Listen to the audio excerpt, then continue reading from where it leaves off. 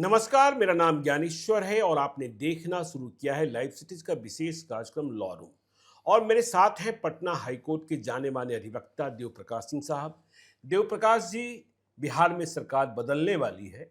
कानूनी प्रक्रिया की बात हम लोग करते हैं, कोर्ट के फैसलों की बात करते हैं, जो संकेत मिलते हैं बहस से, मुकदमे से, उनकी बात करते हैं। लेकिन सरकार बदल रही है, आप भी बिहार के नागरिक हैं, यह पता है। और बिहार में इस बात की चर्चा भी हो रही कि सरकार बदलने के साथ शराबबंदी खत्म हो सकती है।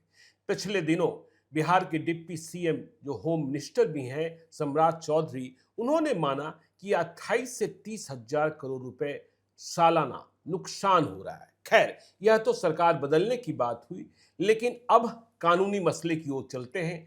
आपसे जब हम बातचीत कर रहे थे तो ऐसा लगा कि शराबबंदी 2016 में लागू किया नीतीश कुमार ने, और लाखों लोग शराब पीने के जुर्म में गिरफ्तार किए गए, मुकदमे हुए, जेल में हैं या जेल से छूटे। तो पटना हाई बहुत कोर्ट, लोग नौकरी से भी निकाल दिए हाँ, गए। बहुत लोग नौकरी से भी निकाल दिए गए जो सरकारी सेवा में थे। तो पटना हाई कोर्ट की जो कार्यवाही है या फिर सुप्रीम कोर्ट में जो मसला पहुंचा है, वैसे में यह देखने से लग रहा है कि कहीं ऐसा न हो कि शराब पीने के जुर्म में गिरफ्तार किए गए लाखों लोग एक दिन अचानक जेल से छोड़ दिए जाएंगे, क्योंकि सवाल पैदा हो गया है। देखिए, हमने कहा शराब पीने के जुर्म में पकड़े गए लोग छूट सकते हैं, मुकदमे निरस्त हो सकते हैं।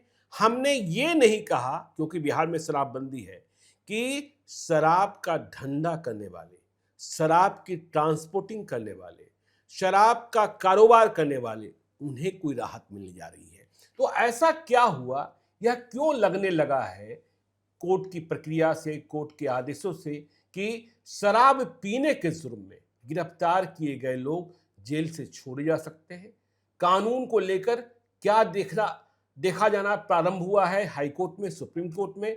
और ब्रेथ एनालाइजर इस बात को भी समझेंगे कि घर में घुसकर, ऑफिस में घुसकर क्या पुलिस कार्रवाई नहीं कर सकती है, कानून गलत है। देव प्रकाश सिंह साहब, अब आपका मंतव्य। देखिए, जहाँ तक सरकार के परिवर्तन की बात है, सरकार कौन आएगी, सरकार क्या करेगी, जी, इन बातों पर तेजव की एडवोकेट हमको बोलना सही नहीं लगेगा, तो नहीं बिल्कुल। कर पाएंगे। और जहाँ तक है कि इस कानून की क्या उपादेयता है, कितना ये इफेक्टिव है, ये बातें जग जाहिर हैं। जी, तो इस पर भी कुछ ज़्यादा बोलना होम ठीक डिलीवरी नहीं घर घर होगी। तक है। सबसे बड़ी बात क्या है कि जो निर्दोष लोग हैं, जी। निर्दोष हम इसलिए बोलते हैं कि पीना खाना तो अपने यहाँ बहुत लोगों को था ही। हम्म। अगल बगल राज्य में सब जगह एक ही कानून में, दूसरे जगह आदमी अपराधी नहीं है, यहाँ अपराधी है। बिल्कुल।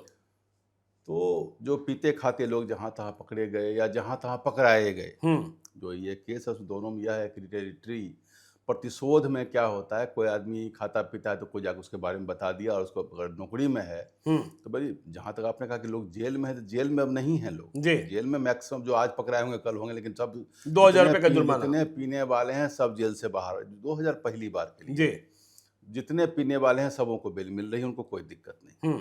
ट्रांसपोर्टेशन जिनको हल्का फल्का अमाउंट है उनको कोई दिक्कत नहीं होती। जो बड़े वाले उनको पेनाल्टी पर छोड़ने का सरकार ने विधान बना दिया है, उसमें कोई भी दिक्कत नहीं हो रही है। तो मुख्य जो है कि जो जेल में है, जेल में अब कोई नहीं है। जब ऐसे ही कोई होंगे जिनको जेल में 2000 देने का भी नहीं है, तो उसका भी सरकार उपाय निकाल चुकी होगी उनको भी छोड़ने का, तो वो जेल जाने वाली स्थिति नहीं है।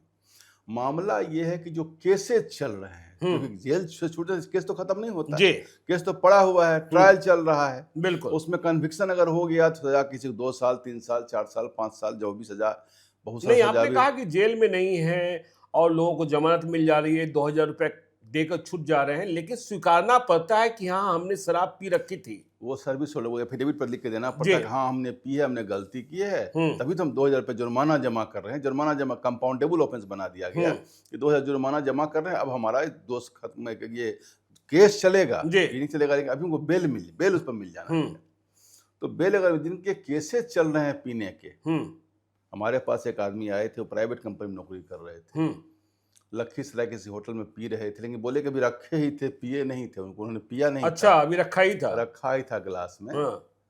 अब उनको बेल तो मिल गया, लेकिन घबराए हुए ये थे, हमसे आके पूछ रहे थे कि केस हमारा चल रहा है, कहीं कन्विक्शन अगर हमको हो गया तो हाँ। माँ बाप के एक बेटे हैं, तो शराब भी जब्त हम हुई होगी। हमारा हमारे आप टेबल पर रखा हुआ जी। जब हुआ है। तो बोला हमारे माता पिता के एक लड़के हैं, हम ही घर में कमाते हैं और कोई है नहीं घर में, तब 2-3 साल हम जेल चले जाएंगे तो उसका कैसे क्या व्यवस्था, हमको उसके लिए हम भय आक्रांत है कि कोर्ट में क्या निर्णय हमको जी। दे देगा। तो इस ढंग की बातें बहुत लोगों के साथ में हैं। ये ये कानून शुरू से ही ये क्वेश्चन मार्क में चल रहा है। ये कानून देखिए, आपको ऑनरेबल पटना हाई कोर्ट ने इस कानून को असंवैधानिक करार कर दिया। बिल्कुल आपको पता है, बहुत पहले वो कानून असंवैधानिक, मतलब पूरे कानून को ही असंवैधानिक जी। करार कर दिया। अब तो पीसमिल में चल रहा है मामला ये। तो ये सुप्रीम कोर्ट में गया और सुप्रीम कोर्ट में इसमें स्टे लगा हुआ है, वहीं पड़ा हुआ है, लोग उसको फाइट आउट नहीं कर रहे हैं। तो अनकॉन्स्टिट्यूशनलिटी पर बात चल रही है कि कितना कॉन्स्टिट्यूशनल है, कितना अनकॉन्स्टिट्यूशनल है। सरकार केवल कोर्ट ने यही कहा कि प्रोहिबिशन आप लागू कर सकते हैं, लेकिन जो डेटरेंट कानून है 10 साल सजा और घर में बोतल पकड़ा जाएगा तो घर सीज, और ये किसी का मकान सीज, गाड़ी में कोई, अब मान लीजिए कोई गाड़ी बस है, तो बस में कोई बैठ गया तो क्या करेंगे आप? ट्रेन में बैठ जाएगा, क्या करेंगे? तो क्या करेंगे? अब मान लीजिए कोई आदमी माल मंगा रहा है, आप ही कहीं से कंसाइनमेंट मंगा रहे हैं माल जी, और उसमें से 2 बोतल पकड़ा गया, अब मालूम हुआ कि बिल्टी तो आपके नाम से है, तो कहेगा आपने बिल्टी आपने दूसरे सामान का किया, लेकिन बिल्टी में एक कार्टून दारू भी रखा हुआ है, तो लोग आप पर भी केस कर दे रहा है। बिल्कुल। तो इस ढंग के कहते हैं कि जौ के साथ घुन पिसा जाए, इस कानून में इतना परफोरेशन, इतना छिद्र है कि निर्दोष भी नहीं बच पा रहे हैं इस कानून में। बहुत सारी दिक्कत तो ये हो रही है, इसलिए कानून थोड़ा पॉपुलर हो गया। और जिसको अभी गया सुप्रीम, ये मामला चला पटना हाईकोर्ट में, कई एक केस में गया है। अच्छा। एक केस था मंजू देवी का, दूसरा केस नरेंद्र कुमार राम जो सुप्रीम कोर्ट तक पहुंचा है। इस केस में जस्टिस विवेक चौधरी कोर्ट में यह कहा गया, पटना हाई कोर्ट में ये कहा गया कि Bachchu Bhai Hasan Ali Kariyani versus state of Maharashtra का एक केस था। इसमें ड्राइवर के बाद 1970 का केस था। अच्छा। कि वो खड़ा होकर लड़खड़ा रहा था, 56 साल पहले उसकी आंखें की पुतली हिल रही थी और वो आदमी तुतला के बात कर रहा था, इसलिए वो पिए हुए था, मान लिया गया कि पिए हुए था। और ब्रेथ एनालाइजर टेस्ट उसको जांच की गई तो हुआ कि उसमें कुछ गंध भी आ गया जी।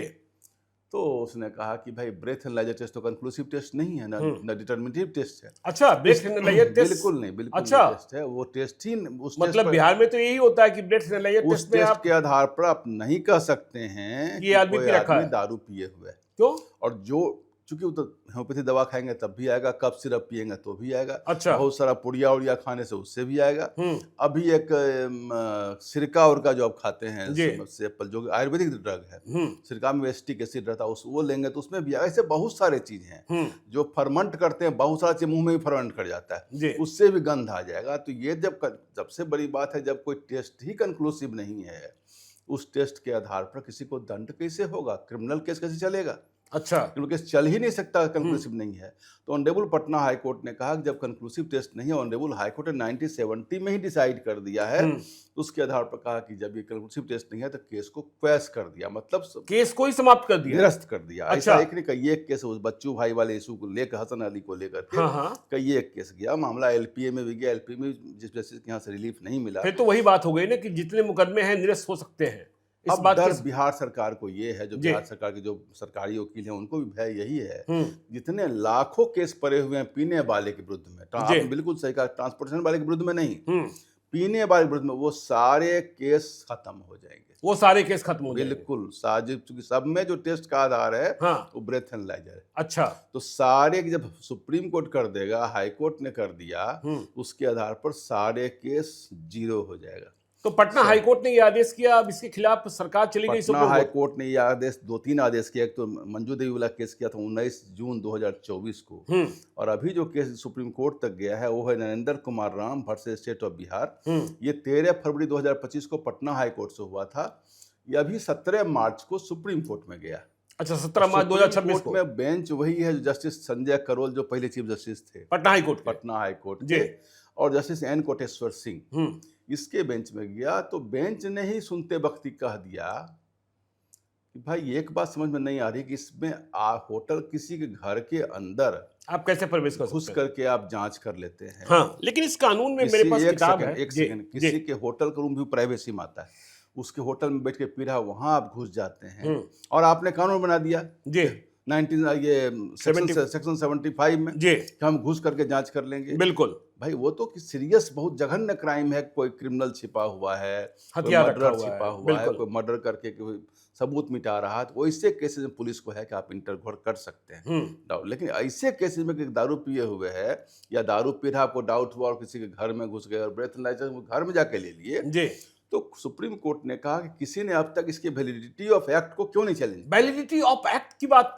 हो गई जी, ये एक्ट अच्छा ही वैलिड नहीं, इनवैलिड एक्ट है। अच्छा इसके वैलिडिटी पर अभी तक किसी ने सवाल, जिससे कि अपने यहाँ मोटेशन में था ना कि डिस्ट्रिक्ट मजिस्ट्रेट साहब मोटेशन कैंसिल कर देते थे और बाद में कहते थे पोजीशन भी हमको दे दी। Honourable supreme Patna high court ने कहा कि नहीं, पोजीशन आपके हाथ, पोजीशन सिविल कोर्ट का चीज़ है, पोजीशन आपके हाथ की चीज़ नहीं है। मोटेशन आप कैंसिल करना चाहते हैं उसका भी कुछ रूल है, उसके हिसाब कर सकते हैं, लेकिन पोजीशन आप नहीं ले सकते। अच्छा उसी ढंग वो वैलिडिटी ऑफ एक्ट में हुआ था। तो वैलिडिटी ऑफ एक्ट किसी ने अब तक चैलेंज क्यों नहीं किया? तो ऑनरेबल सुप्रीम कोर्ट के बेंच ने कहा कि भले ही किसी कोर्ट में ये चैलेंज नहीं हुआ है, भले ही किसी वकील ने इस बात को नहीं उठाया, भले ही इस अपील में जो अपील अभी गया हुआ है एसएलपी में, इसमें इस बात को नहीं उठाया गया, लेकिन हम अपने तरफ से सुओ मोटो, अच्छा सुप्रीम कोर्ट ने यह कह दिया सुप्रीम कोर्ट ने कहा कि सुओ मोटो हाँ। इस हम मैटर को लेते हैं कि क्या पुलिस संवैधानिक रूप से अधिकृत है अपने किसी कानून के तहत, जो सेक्शन 75 सेक्शन 74 के तहत, तो किसी के घर में घुस करके उसके ब्रेथनाइजर टेस्ट ले लेगा। मारिए ब्रेथनाइजर कंक्लूसिव है, वो तो अपने जगह पर नहीं है कंक्लूसिव, लेकिन हम उससे पहले ही आ जाते हैं। ये केस मान लीजिएगा जिस दिन सुप्रीम कोर्ट ने टेकअप किया है। अब इसमें थोड़ा सा एक बात और आपको हम बता दें, एन पुट्टास्वामी का जजमेंट है राइट टू प्राइवेसी पर, राइट टू प्राइवेसी पे एन पुट्टास्वामी का जजमेंट है, और वो जजमेंट में ये आपको राइट टू प्राइवेसी में कहा गया कि आदमी का जन्म सिद्ध अधिकार है प्राइवेसी, बिल्कुल वो जैसे जीने का अधिकार, आर्टिकल 21 को उन्होंने कहा जैसे जीने का अधिकार है, right to life and right to liberty के अंदर आता है प्राइवेसी। कोई आदमी अकेले कहीं बैठता है, कुछ सोचता है, कुछ करता है या कुछ भी काम करता है, वहाँ जाके आप इंटरवेन, उसी के तहत वो जो कुछ सेक्सुअल केसेस थे जो 377 थे या 497 था, एक्स्ट्रा मैटर सबको हटा दिया गया था, वो सब में कोई क्रिमिनलिटी है ही नहीं। तो उसमें उन्होंने कहा कि राइट टू प्राइवेसी आर्टिकल 21 है।